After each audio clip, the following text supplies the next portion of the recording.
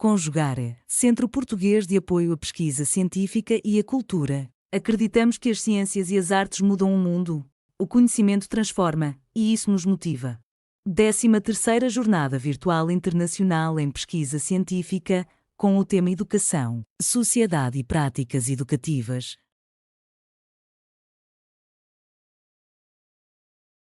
Hola, buenos días. Mi nombre es Belén Sánchez Navalón y vengo de la Universidad de Castilla-La Mancha, del campus de Albacete, de la Facultad de Educación.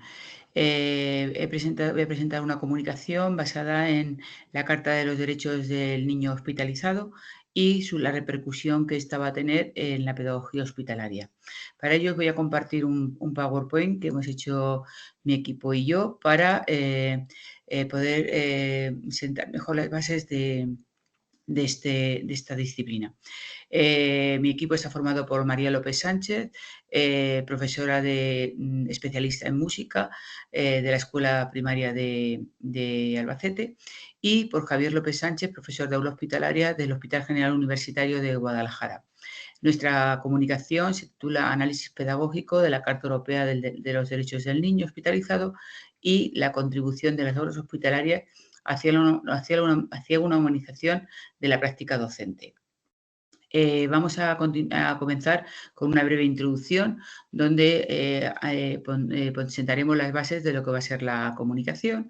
También después hablaremos de los derechos del niño a nivel general, desde los inicios de la historia hasta la publicación de la Carta de los Derechos. También veremos los documentos que han sido la antesala de la redacción de la Carta Europea de los Derechos del Niño Hospitalizado para pasar a analizar pormenorizadamente dicho documento, dicha carta y los beneficios que está traído, así como la evolución hacia la pedagogía hospitalaria. Para terminar con unas breves conclusiones y la bibliografía que hemos utilizado para la realización de este trabajo. En cuanto a la introducción, diremos que los niños a lo largo de la historia no han gozado de los mismos derechos que actualmente goza la infancia y la adolescencia a nivel europeo, sino que estos han tenido varios vaivenes, como son pérdida de derechos o no ser reconocidos hasta el siglo XV, que es cuando realmente se reconocen con la llegada del Renacimiento que la infancia puede tener unos derechos que no tienen nada que ver con los de los adultos. En el siglo XX va a ser el siglo de la infancia, se van a redactar los grandes documentos que trabajan sobre este tipo de decálogos, como va a ser los derechos del niño de 1959 y los derechos del niño hospitalizado a nivel europeo de 1986, para que el 13 de mayo del año de 1986 se publique la Carta Europea de los Derechos del Niño Hospitalizado, para continuar en el siglo XXI con la humanización de la pedagogía hospitalaria y los beneficios que estos van a reportar a la creación de aulas hospitalarias dentro de todas las plantas de pediatría de los hospitales del continente europeo.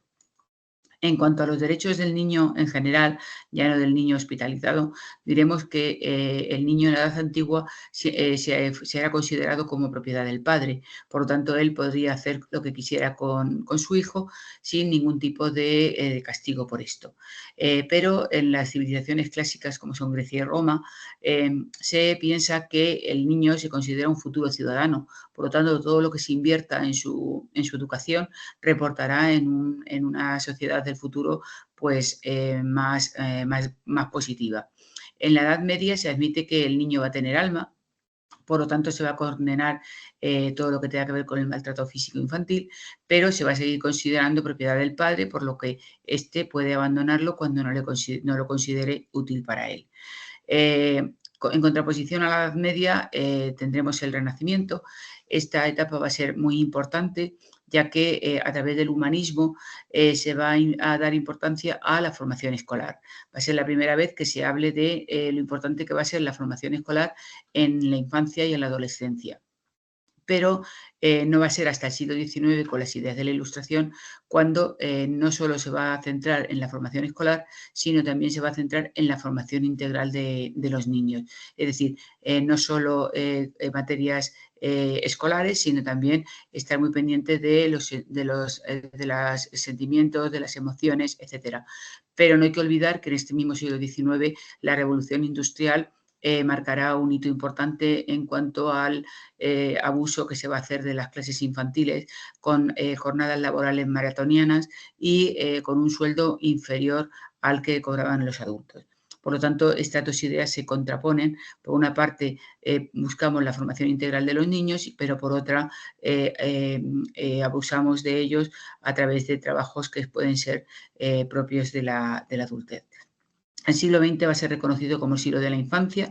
Esto comienza en Inglaterra con Englantine Jett, fundadora de Save the Children, y esta precursora va a influir mucho en los organismos internacionales para que se reconozca los derechos que tiene la infancia y no sea tratado como un adulto pequeño. Después esto dará lugar a los derechos de la infancia para después, unos años después, dar lugar a los derechos del niño hospitalizado. El siglo XXI, si el siglo XX es el siglo de la infancia, el siglo XXI es el siglo de la humanización pediátrica. Es decir, se van a coger el testigo de 1986 con la publicación de esta carta y se va a intentar trabajar porque la estancia en los hospitales, en las plantas de pediatría, sean lo más humanizadas posible.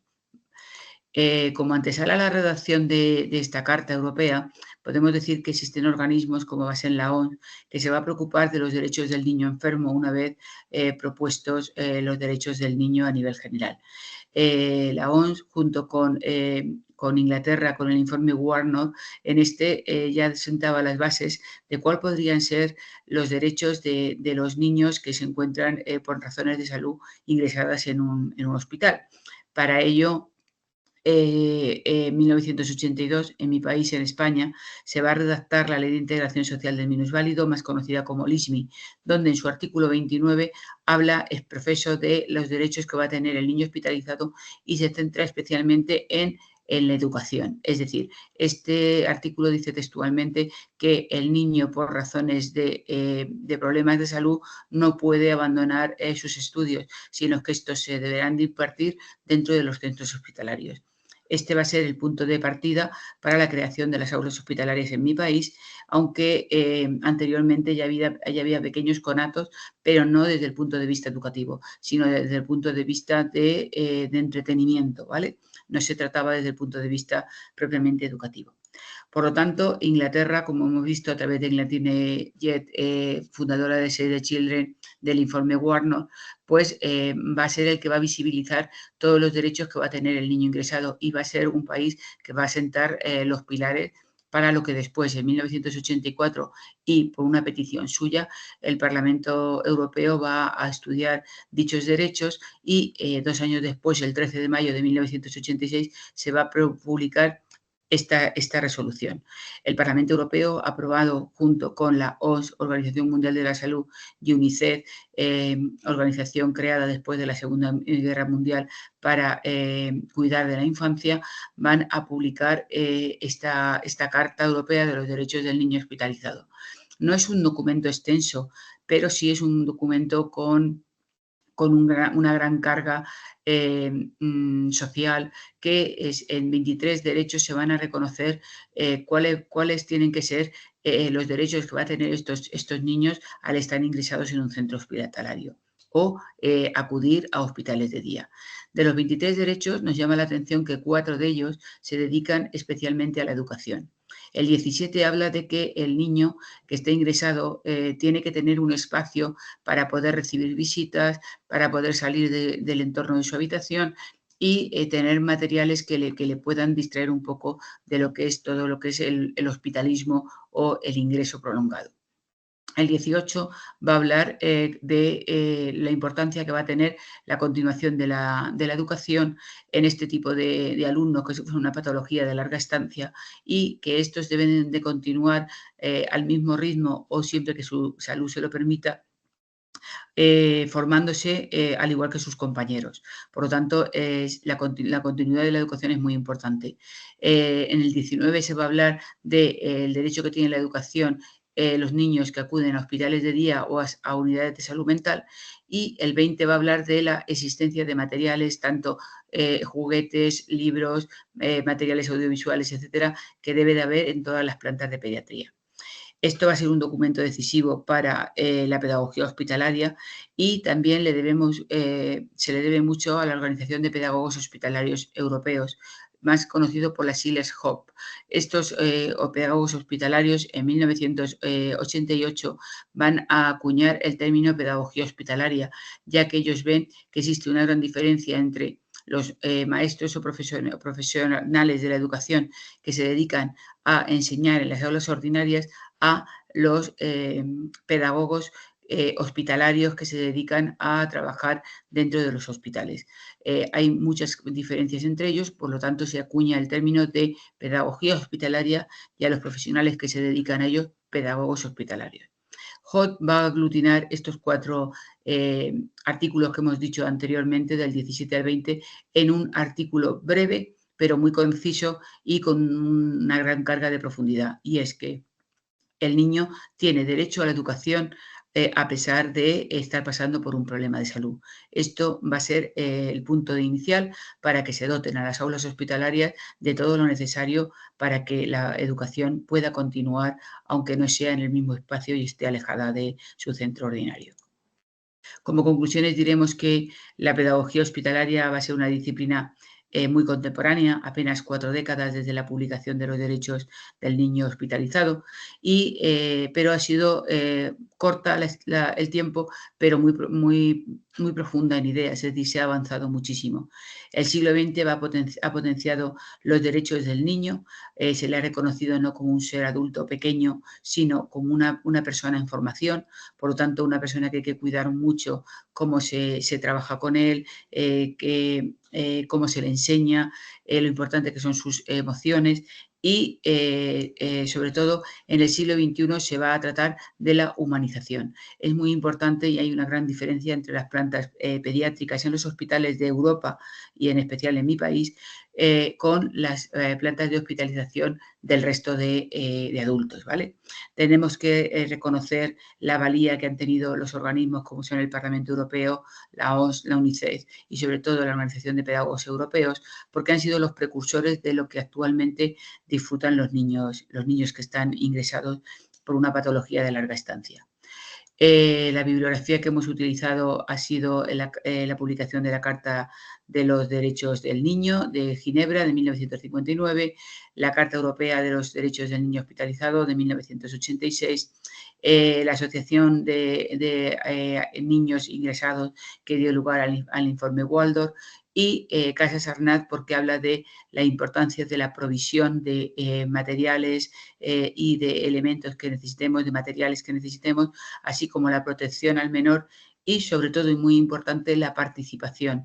Es decir, tenemos que abogar porque participen no solo el profesor responsable de la aula hospitalaria, sino que participen la familia, participen los sanitarios, y que se vea como una especie de continuación que se va a llevar a cabo a través de este aula hospitalaria, que va a recibir a todos los niños ingresados diariamente, y cada uno de ellos va a continuar por donde marque su centro educativo de referencia, a través de una coordinación que se establece entre equipo docente del centro educativo de referencia junto con el aula hospitalaria. Solamente me queda dar gracias por la atención hacia esta comunicación. Espero que les haya gustado, que haya sido de su agrado, y bueno, pues nos despedimos dando gracias por la atención recibida. Muchas gracias y hasta luego. Realização Conjugare, Centro Português de Apoio à Pesquisa Científica e à Cultura. Apoio Editora Cravo. Inscreva-se no canal, comente, curta e compartilhe. Obrigado por assistir.